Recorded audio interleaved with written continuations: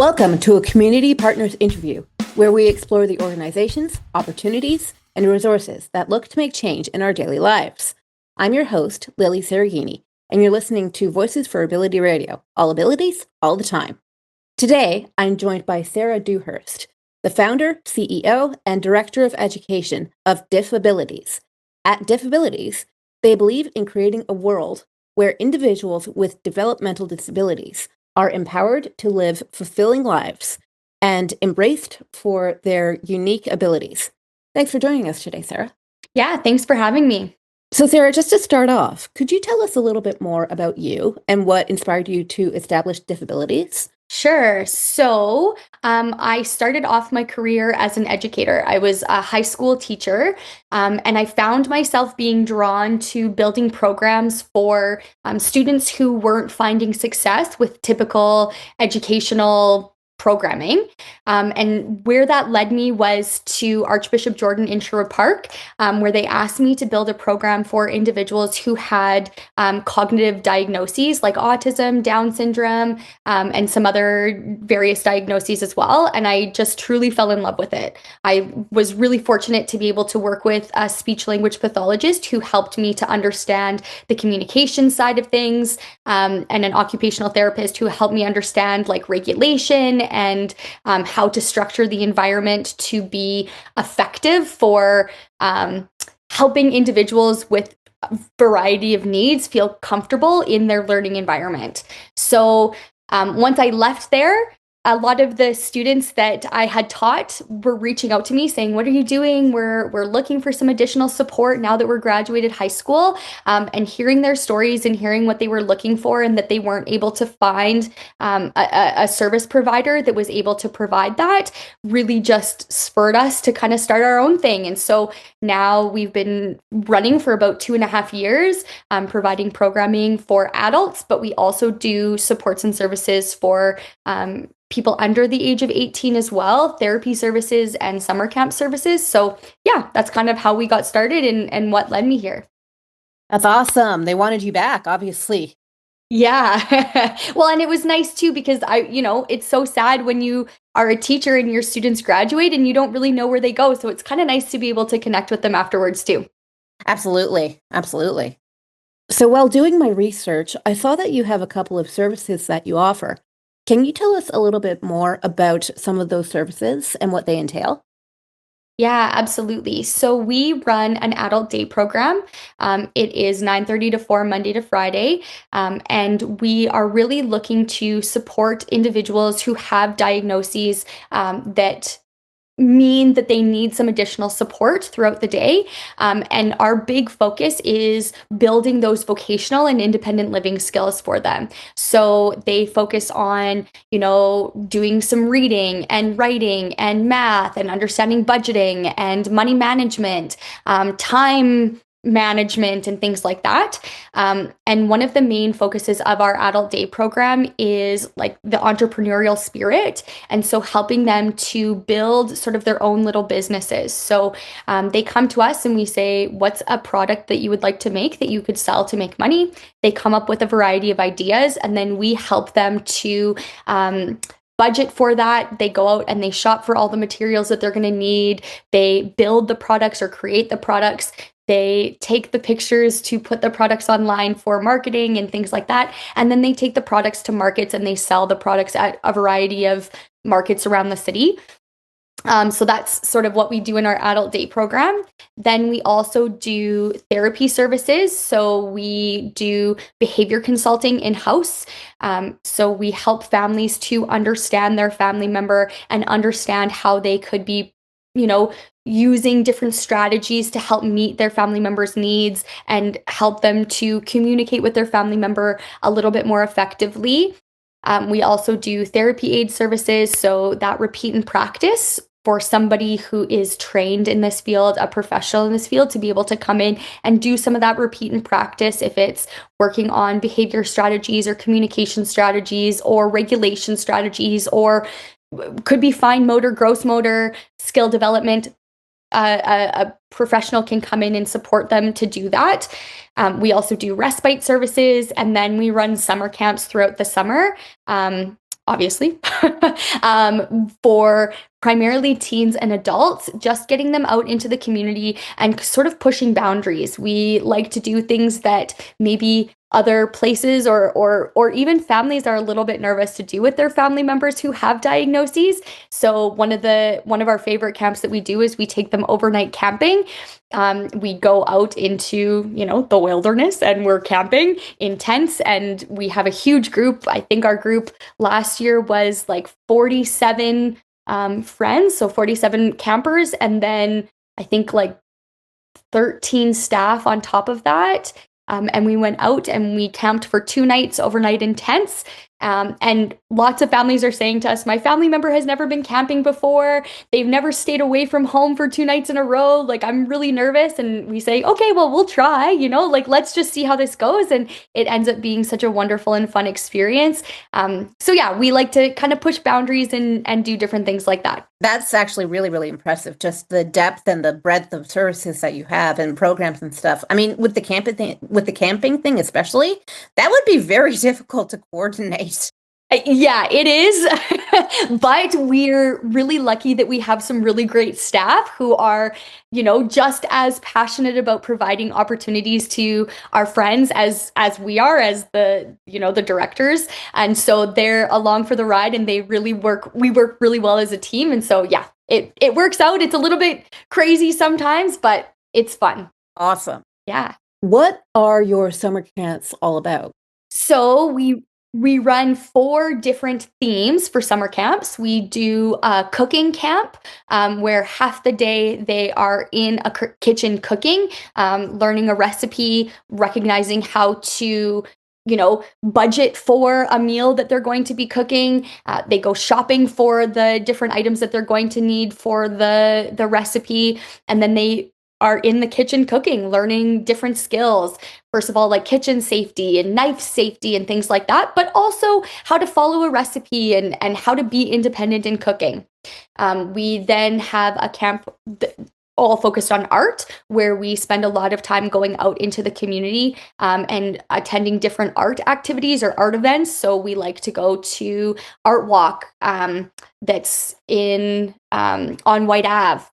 We go to the Fringe Festival. We go to Street Performers Festival. We go and we try to see plays and movies. We do little art workshops where we bring in artists in residence that help the friends who come to those art camps learn a new artistic talent or skill. So they're really focused on, building up their creative expression. Another camp that we run is multi-sport camp, where we're focusing on different sports and giving our friends opportunities to learn different sports and participate in different sports. Sometimes that's, the classic sports like soccer and basketball and other things like that, but we also put them on skates and we take them skating. And even our friends with mobility concerns, we're figuring out ways to help them experience things like hockey. I just made a connection with somebody who runs wheelchair basketball, so that will be something that we're going to be doing next year. And he was telling me about how it's awesome even for our friends who aren't in wheelchairs. You don't have to be a wheelchair user to be able to play wheelchair basketball. And so all of our friends will be able to participate and to learn that sport as well. And then our last camp is our outdoor adventure camp. That's where we focus on like camping and safety around fires and how to build a fire even. We go orienteering and hiking, and we connect with nature, and we spend as much time as we can outside, and we try to sneak in a couple beach days as well, where we go down to Sylvan Lake or Wabamun and spend the day on the beach. That's awesome. So yeah. Wow, that's quite the scope of stuff that you've got going on. Yeah, absolutely. And I think our biggest focus is just providing these opportunities for individuals with disabilities to get out. Sometimes it can feel overwhelming for families to find ways that their family member can go out and participate in community experiences or community activities. And because we are the trained professionals, right? Because we have this expertise, we can think about supports in a different way, and then we can help families recognize that, oh, maybe we can go skating on our own. Maybe we can go camping on our own. Maybe we can go orienteering or, something like that, that maybe they were feeling a little bit nervous about beforehand, and we can show them those supports that are helpful for their family member to be able to have meaningful participation. Nice. Yeah. Are there any restrictions to the services at DiffAbilities, such as age, caregivers, disability type, or family members only, things of that sort? No. We are primarily funded through the government services, FSCD, Family Support for Children with Disabilities, as well as PDD, Persons with Disabilities. That's where the vast majority of our funding comes from for individuals to be able to attend our services. However, we recognize that that's not always something that families have access to. So we have supports in place. We have an individual, our family coordinator, and she works with families to help them get those contracts so that their family members can come and attend. But beyond that, there is no age limit. There is no certain characteristics. We typically say, like, our only entrance criteria is that the friends want to be there. If they want to come and hang out and do activities with us, we're more than happy to have them come and join us. And then we really adapt our programming to fit the individual needs of individuals that come to program, as well as what their goals are and the goals of their families. So what everybody's doing when they attend programming with us might look very different. We have some friends that are a little bit more independent, and they take on like leadership roles or teacher roles. We have some friends that need a little bit more support, and so we're able to support them. We don't really have specific ratios because our ratios of staff to individuals is based on individual need. So it's really a very flexible approach. And we've heard back from families that feels really supportive to them. And we really have developed our programming based on what families are looking for and families are asking for. So that it's always nice to hear that families feel supported by that and that it feels like it's fitting their needs. Absolutely. It sounds like a very open mind, open doors policy. Totally. Yeah. Nice. Without using any names, can you share a success story with me? What supports were put in place when someone asked for help? Yeah, absolutely. So we have a lot of friends that have come to us from other organizations where they've been asked to no longer attend due to behavior concerns or due to challenging situations that have arisen with staff. And we families are always really hesitant to come to us and really hesitant to say, like, here's my family member and yada, yada, yada. So anyways, we have a friend that came to us that was asked to leave another service organization due to behaviors. And within, like 5 minutes of hanging out with them, I recognize that this is a primary AAC user. So this friend does not communicate using verbal language or like speaking the same way that you or I might. And they use their tablet, they use touch chat to communicate. And the family shared with me that that was not being recognized by other organizations. And so this individual was having to use behaviors to communicate when they were uncomfortable or behaviors to communicate when they needed something, which is very challenging, right? So we really embraced their use of touch chat and their communication system. And we've been able to help them not only use their communication system to tell us when they're feeling uncomfortable or tell us about their needs that they're having, but also helped them to increase their ability to communicate using the communication system. So now, they can ask for breaks proactively. They can tell us that they're all done with an activity that's causing them stress or making them feel frustrated.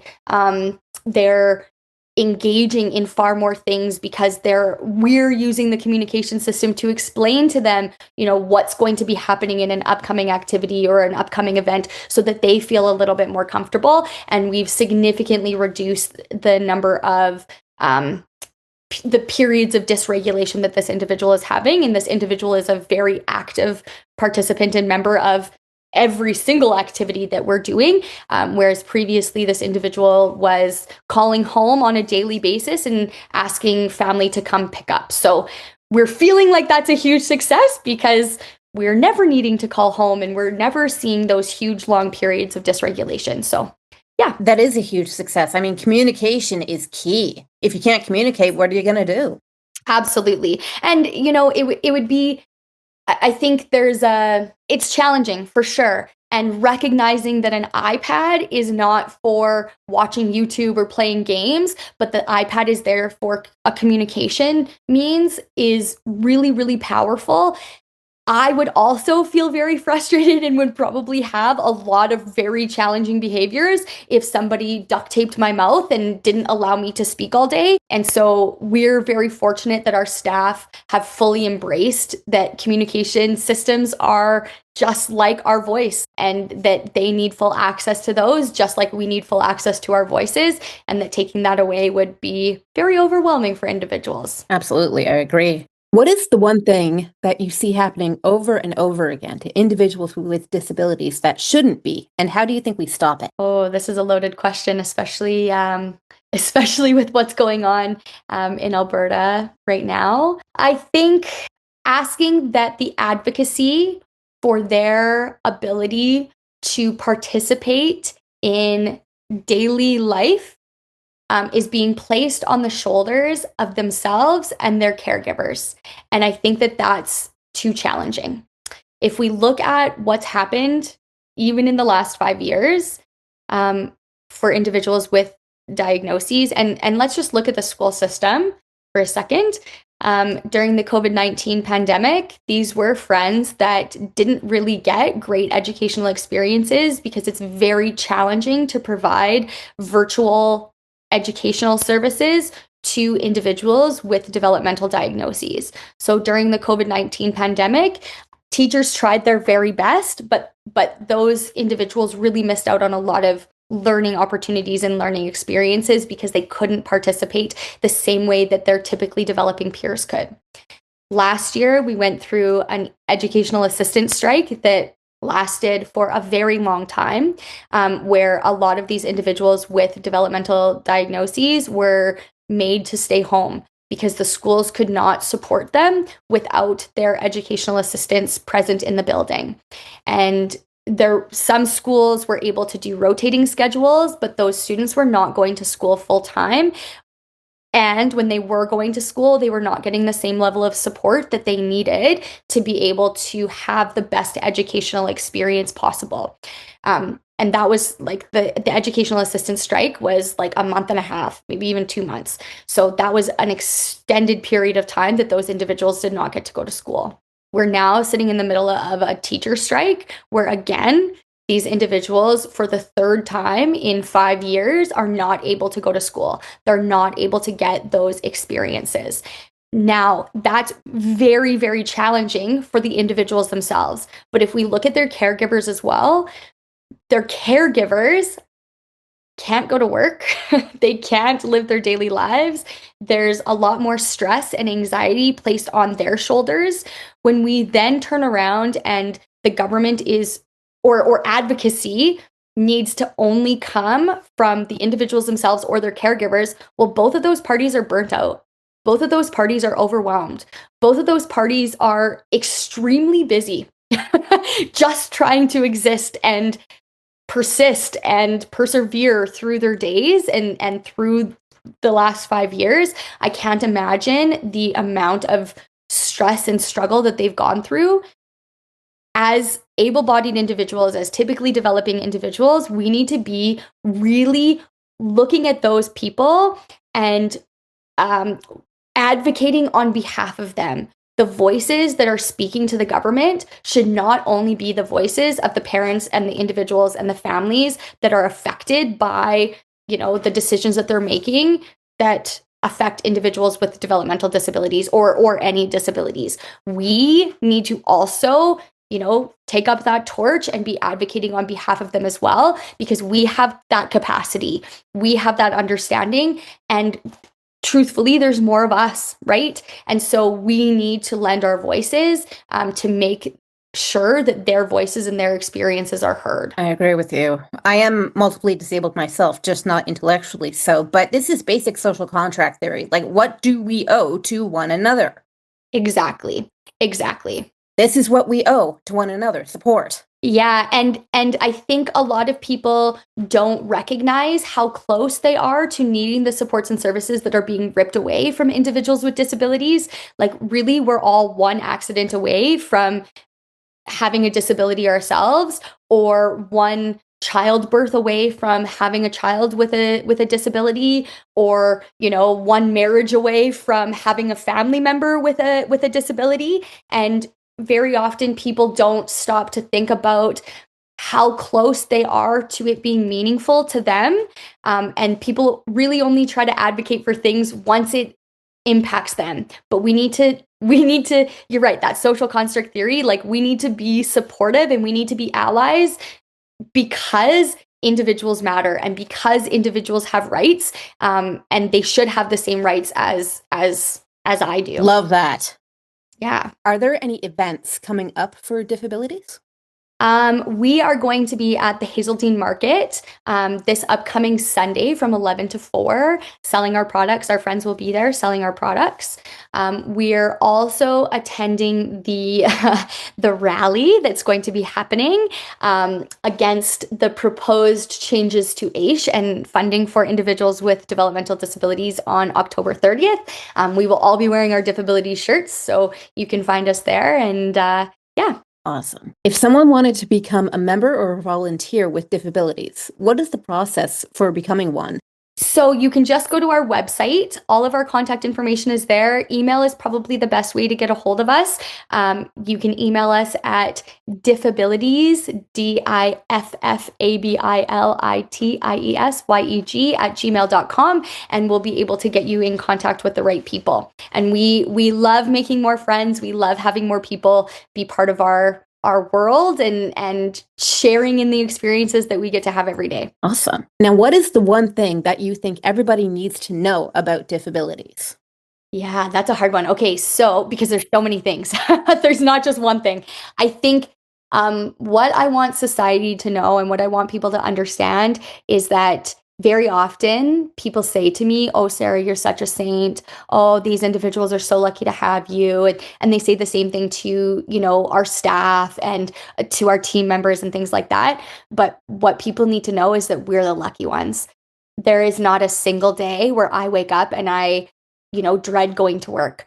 I absolutely love everything that I do all day, every day. The friends that we work with and the friends that we work to support are the most kind, loving, caring, compassionate, motivated, passionate, fun, friendly individuals that I've ever had the opportunity to hang out with. They have pushed me to grow in ways that I never thought that I would grow, just with what they come in the morning and they're really passionate about, and they're passionate about the building an LRT from Edmonton to Calgary, or building a train from Edmonton to Calgary, and they're saying, "Sarah, why isn't that happening, and we need to get behind that," and blah blah blah. And I'm like, okay, I don't know anything about that. So then it's forcing me to learn and to grow and to build my understanding of the society around us, and helping them to raise their voice and lend their skills and their talents to whatever they're feeling passionate about that day. So yeah, I think what I want people to know is that they're not the lucky ones. We are. And if you ever have the opportunity, please come meet our friends. Please spend time with individuals with disabilities that are in your life and sit down and build relationships, because you will be so, so, so lucky. We're here for the taking. Yeah. Yeah. If listeners are looking for more information, how can they reach out to you? You can find information on our website, www.DiffAbilitiesYEG.ca, and you can sign up for our newsletter. We send out newsletters every once in a while, at least once a month, talking about different events coming up and different programs that we have going on. You can come for a tour at our centers. Just send us an email and we'll set that up. And yeah, and if you're looking for any professional development, or you're interested in learning more about how to engage with individuals with disabilities or support individuals with disabilities, whether it's in a workplace or a school environment, or really wherever, society, community, whatever, we're more than happy to support that conversation and lend a hand. Brilliant. Thank you so much for your time today, Sarah. Yeah, no problem. Thanks so much for having me. You've been listening to a Community Partners interview on V4A Radio. I'm your host, Lilly Cereghini. And remember, folks, stick together because we are all in this together.